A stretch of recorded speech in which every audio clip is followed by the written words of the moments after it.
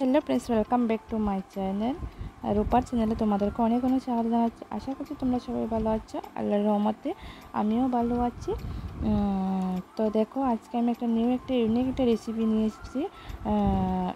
Mushroom রান্না করব আজকে। মাশরুম রান্না কী করে রান্না করতে হয়, কীভাবে, তাই তোমাদের সাথে আমি শেয়ার করব। আর কোথা থেকে আমি এটা এনেছি, আর এটা কীভাবে কাটতে হয়, কি কি মশলা দিয়ে রান্না করতে হয়, সব কিছু তোমাদের সাথে আজকে আমি শেয়ার করব। আল্লাহর রহমতে, তোমাদের দোয়াতে আমি ভালো আছি। আশা করি তোমরাও ভালো আছো। আর তোমরা কেউ ভিডিওটি স্কিপ করবে না। ভিডিওটি স্কিপ করলে তোমরা কেউ বুঝতে পারবে না যে ভিডিওটা কীভাবে কী প্রসেসে রান্না করা হচ্ছে, কীভাবে রান্না করা হয়েছে, কীভাবে কাটতে হয়, সব কিছু তোমরা সম্পূর্ণ ভিডিওটা ফুল ওয়াচ সম্পূর্ণ দেখলে বুঝতে পারবে। আর আমি ওটা মাশরুমটা কোথা থেকে এনেছি আর এটা কিসের মধ্যে হয় মাশরুমটা, সেটা তোমাদের সাথে আমি শেয়ার করব, তোমাদের সাথে সেটা আমি বলবো। তো তোমরা দেখো, তো আমি দেখো এটা হচ্ছে মাশরুম। কি আমাদের পাহাড়িদের দারুদের ভাষায় বলে, এটাকে বনাগিল বলে। এটা গাছ যদি পচে যায়, বিশেষ করে এটা আম গাছে হয়।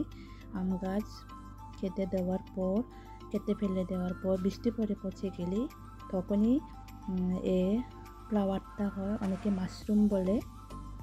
কিন্তু এটা হচ্ছে গাছের মধ্যে যে হয় মাশরুম, এই মাশরুম এটা আজকে আমি রান্না করব। এটা হচ্ছে আমার আজকের রেসিপি, তোমরা দেখতে থাকো।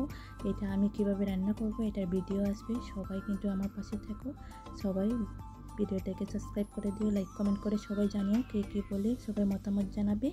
তাই দেখো আজকে আমার এই রেসিপিটা সবাই দেখো, খুব একটা ভালো রেসিপি, খুব একটা টেস্টি রান্না করে তোমরা একটা খেয়ে দেখতে পারবে। আমার রেসিপিটা ব্লু করে করে দেখলে, ফলো করলে তোমরা দেখতে পাবে। টাটা পাবে, সবাই ভালো থাকবে। তো দেখো, মাশরুমটা আমি এটা দিয়ে শর্টস দিয়েছিলাম 60 মিনিটে, তার জন্য করেছে। তো দেখো, আমি ওটাকে প্রথমে জলে ভিজিয়ে রেখে দেব মিনিমাম 1-2 ঘন্টার জন্য, কেননা ওটা একটু গাছ থেকে তুলে আনতে আমার একটুখানি লেট হয়ে গিয়েছিল। ওটা আমার শাশুড়ি মা বাগান থেকে পাঠিয়ে দিয়েছে। জানি আমার শাশুড়ি মা, আমি ওটা খুব ভালোবাসি খেতে, ওটা খুব ভালো লাগে, আমার একটা ফেভারিট ডিশ। তার জন্য আমার বাসুরের ছেলেকে ফোন করে নিয়ে ওটা পাঠিয়ে দিয়েছে দেওয়ার জন্য। তো ওটা একটু শক্ত ভাব হয়ে গেছে, জলে ভেজানোর সঙ্গে একটু নরম হয়ে গিয়েছে। মিনিমাম ওটাকে 1-2 ঘন্টা ভিজিয়ে রাখতে হবে। তো আমি ওটা কী করেছি, 2 ঘন্টা 1 ঘন্টার মতো ভিজিয়ে রেখেছি। ভিজিয়ে রাখার পর যে ভিতরে যে পোকামাকড় প্লাস জীবাণুগুলো থাকে, ওগুলো ছেড়ে দেবে। 1 ঘন্টার পর আমি এটা নিয়ে এসেছি করে। তখন রাত্রে মোটামুটি সন্ধ্যা ছয়টা হয়ে যায়। তা আমার এই যে ক্যামেরাম্যান, তাই আমার এক হাতে মোবাইল আর এক হাতে আমি কাজ করছি। তো দেখে এক হাতে আমি কেটে নিচ্ছি, কেননা আমার তো আর এক্সট্রা কেউ ক্যামেরাম্যান নেই, তাই আমারটা নিজে করতে, তাই আমি এক হাতে কেটে নিচ্ছি। দেখো, ওটাকে এভাবে কেটে নিতে হবে। এই যে পেছনের যে মূল অংশটা, ওটা ফেলে দিতে হবে। জাস্ট ফ্লাওয়ারের মতো যে এই অংশটাই শুধু আমরা নেব। তো দেখো, একে একে আমি সবগুলো কেটে নিচ্ছি। এটা মূলটা কেটে দেওয়ার পর কি যেন এটা পরে আবার এটাকে চিড়ে নিতে হবে। প্লাস আমি যখন এভাবে দেখো, এটাকে সরিয়ে এভাবে ধুয়ে নিতে হবে। যে উপরের যে একটি লালা ভাব প্লাস একটু পিছলা ভাব থাকে, যে দেখো ওটাকে এভাবে সরিয়ে নিতে হবে। 2 হাত হলে তাড়াতাড়ি করে সুন্দর করে ধুয়ে নেওয়া যায়। আর ওখান তো আমার এক হাতে ক্যামেরা, এক হাতে কাজ করছি, তার জন্য। তো দেখো, আমার কাটা ধোয়া সব কমপ্লিট হয়ে গেছে। তোমরা হয়তো বুঝতেই পারছো। তোমরা কিন্তু সবাই ফুল ওয়াচ করবে, সবাই একটু ভিডিওটা মনোযোগ দেখবে। এটা বিশেষ করে এটা আম গাছের মধ্যে হয়। যখন আমরা আম গাছ কেটে ফেলে দিই, তখনই কী করি আমরা, গাছটা যখন রোদে পড়ে একটু ভিজে একটু গাছটা পচা ভাব হয়ে যায়, তখনই এই ফুলটা বৃষ্টিটা পড়লে এখন সিজন এটা আমরা ট্রাইবাল সম্প্রদায়, এসটি সম্প্রদায়ের মধ্যে এখন কী করবে, জঙ্গলে চলে যাবে। আরেক জাতি আছে কি মাটির মধ্যে হয়, ওটাও খাওয়া যায়। ওটার দাম কিন্তু 800 টাকা। আর আজকে আমি এখন যেটা রান্না করে খাবো, ওটার দাম হচ্ছে 350 কি 400 টাকা কেজি বিক্রি করা হয় ওটা।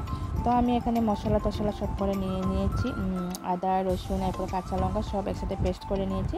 তো এখানে আমি আবার কড়াই চাপিয়ে দিয়েছি। তো দেখো আমি এখানে একসাথে বে লিভস মানে তেজপাতা প্লাস হলো পেঁয়াজ একসাথে সম্বার দিয়ে নিচ্ছি।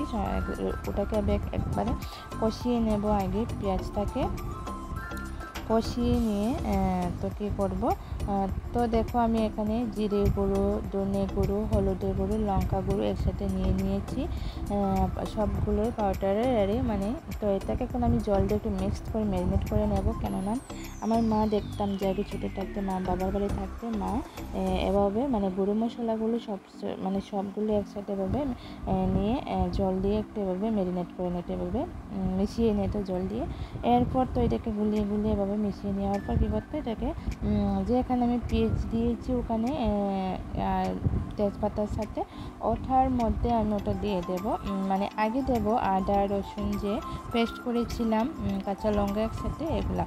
তো কী করে ওটা মানে মাংসর মতোই আমরা সেম প্রসেসভাবে রান্না করা। তো দেখো আমি একটুখানি এখানে পেঁয়াজটা তাড়াতাড়ি গলে যাওয়ার জন্য একটুখানি নুন দিয়ে দিয়েছি। তখন যদি একটু কম হয় মানে মাশরুমটা দেওয়ার পর, তখন মানে আবার মানে টেস্ট করে দেওয়া যাবে। তখন আমি ওজন করে জাস্ট পরিমাণ মতো করে দিয়ে দিলাম। তো এখন আমি একটু সামান্য লালচে ভাব হয়ে এসেছে আমার পেঁয়াজটা। তো আমি এখন এখানে আদা রসুন পেস্ট আর কাঁচা লঙ্কা একসাথে আমি পেস্ট করে নিয়েছি মিক্সার ব্লেন্ডারে। তো ওটা এখন আমি পেঁয়াজের সাথে একসাথে কষিয়ে নেব। তো দেখো আমি ওভেনটা একটু কমিয়ে দিয়েছি, কমিয়ে দিয়ে ওটাকে আমি এখন কষিয়ে নেব। দেখো কষিয়ে নিচ্ছি, কেননা মাংস বা যে কোনো একটা তরকারি যদি আমরা রান্না করতে হয় তখন আমাদের কী করতে হয় জানো, মানে একটু মানে সবাই রান্না করতে পারে, আমার থেকেও ভালো মানে রান্নার দিদিরা আছে, মানে আদা রসুনটাকে মানে ভালোভাবে একটু ভাজা ভাব করে একটু সিদ্ধ ভাব হলে যাতে জন্য কাঁচা গন্ধটা যার জন্য না থাকে আদা আর প্লাস রসুনের আর কাঁচা লঙ্কা, তার জন্য আমাদেরকে ওটাকে মানে লালচে ভাব করে ভেজে নিতে হবে। প্লাস তো আমি ওখানে এখন মশলা করে রেখেছিলাম, মানে ম্যারিনেট করে রেখেছিলাম, যে ওটা এখন অ্যাড করে দেবো ওটার সাথে। আদাটা একটু রসুনটা কাঁচা লঙ্কা পেস্ট করে দিয়েছিলাম, তো ওটা এখন সিদ্ধ ভাব হয়ে এসেছে। তো এখন আমি ওটা দিয়ে দেবো, তো দিয়ে দিলাম। ওটাকে এখন নাড়িয়ে চাড়িয়ে এখন ওটাকে আমি করবো, কষিয়ে নেব। যখন নাকি এক্সট্রা তেল এটা সেদ্ধ হওয়ার পর লালচে তেল বের হবে, তখনই আমি যে মাশরুমগুলো ধুয়ে কেটে রেখেছিলাম ওটা আমি ওর সাথে অ্যাড করে দেবো। দেখো কত সুন্দর কালার হয়ে গেছে। তো এখন একটুখানি আমি জল দিয়েছিলাম, একটু লেগে যাচ্ছিলো, তখন আমি এটা মানে উঠাতে পারিনি। তো দেখো এখন আমি দেখো শুকনা ভাব হয়ে গেছে, দেখো কত সুন্দর কালার হয়ে গেছে।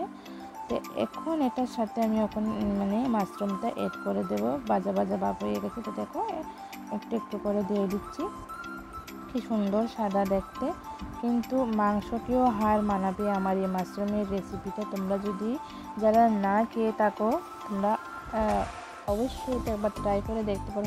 অবশ্য অনেকে হয়তো নাও জানতে পারে, এটা বিশেষ করে কনক গাছ প্লাস আম গাছের মধ্যে হয়, আর অন্য কোনো গাছের মধ্যে হয় না এই মাশরুমটা।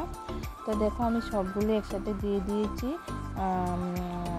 যা মশলা লাগে মাংসর জন্য তার সবগুলো উপকরণ সব মশলাই মানে এটা রান্না করতে ভাজি করতে লাগে। তো দেখো ওটা আমি ভিজিয়ে রেখেছিলাম, প্লাস চিপিয়েও নিয়েছিলাম, ওটাকে চেপে জল বের করেছিলাম, তাও কিন্তু ওখানটা থেকে মাশরুমটা থেকে জল বের হয়ে গেছে। তো দেখো জল কতখানি বের হয়ে, তার জন্য ওটা একটু সাদা ভাব দেখা যাচ্ছে। কিন্তু মানে আমার শ্বশুর শাশুড়িও খায় না যদিও, কিন্তু আমি খাই, তার জন্য আমার বাগান বাড়ি থেকে ওটা তুলে দিয়ে এসেছি। আমরা হচ্ছে টাউন বাড়িতে থাকি, আমার শ্বশুর শাশুড়ি হচ্ছে খামার বাড়ি আছে আমাদের এখানে, ওখানে থাকে ওরা, তো তুলে দিয়ে দিয়েছে। তো দেখো জল কিন্তু শুকিয়ে গেছে মোটামুটি, আরও কিন্তু ওটাকে কষিয়ে নিতে হবে, আরও ভালো করে রান্না করতে হবে। তো দেখো এখনও কিন্তু সে মানে সুন্দর কালার, মানে কালারটা এখনও আসছে না। আরেকটা কথা হলো, আমার মোবাইলের মানে ক্যামেরাটা কেমন জানি না আমি, কিন্তু মানে চোখে দেখতে পাচ্ছি হলুদ, কিন্তু এর মধ্যে ক্যামেরার মধ্যে একটু সাদা ভাব। তো দেখো একটু এভাবেই সবগুলো মশলা দিয়ে প্রসেসটা করে, তো দেখো শুকনো শুকনো লাল লাল ভাব হয়ে গেছে। তখন একটুখানি আমার বর কল করেছিল, তার জন্য এটা হয়ে গেছে। কিন্তু গরম মশলাও কিন্তু দিয়েছিলাম, তোমাদের সাথে তো আমি শেয়ার করতে পারিনি, কেননা আমার বর কল করেছিল, কল করার জন্য ওর সাথে আমি কথা বলছিলাম। তো একটুখানি জল দিচ্ছি, কেননা একটু স্যাঁত একটু ভিজি ভিজি ভাবটা থাকলে একটু মাখা মাখা থাকলে খেতে ভালো লাগে। তোমরা যদি ভালো লাগে আমার এই রেসিপিটা, এই ভিডিওটা, অবশ্যই তোমরা কমেন্ট সেকশনে জানাবে, তোমাদের মতামত জানাবে। আর আমার চ্যানেলটাকে যারা নতুন এসেছো একটু আমার পাশে থেকে সাবস্ক্রাইব করে বেল আইকনটি প্রেস করে তোমরা যদি আমার চ্যানেলটাকে ভালো লাগে, আমার ভিডিওগুলোকে ভালো লাগে, তোমরা অবশ্যই আমার চ্যানেলটাকে সাবস্ক্রাইব করতে একদম ভুলবেন না। যারা নতুন আছো, নতুন দেখছো আমার এই নতুন রেসিপিটা, তোমরা অবশ্যই আমাকে জানাবে। তোমরা হয়তো ভাবতে পারো এটা অনেকে আমরা ট্রাইবাল সম্প্রদায়, পাহাড়ি সম্প্রদায়ের লোকেরা টাকায়। অবশ্যই তোমরা আমার ভিডিওটাকে ফুল ওয়াচ করে দেবে। আর যারা যারা আমার এই ভিডিওটাকে দেখছো তাদেরকে অসংখ্য ধন্যবাদ। And thanks for watching. সবাই ভালো থাকবে, নিজের খেয়াল রাখবে, এই গরমের মধ্যে সবাই ভালো থাকবে। এ করে আমার ভিডিও শেষ করছি।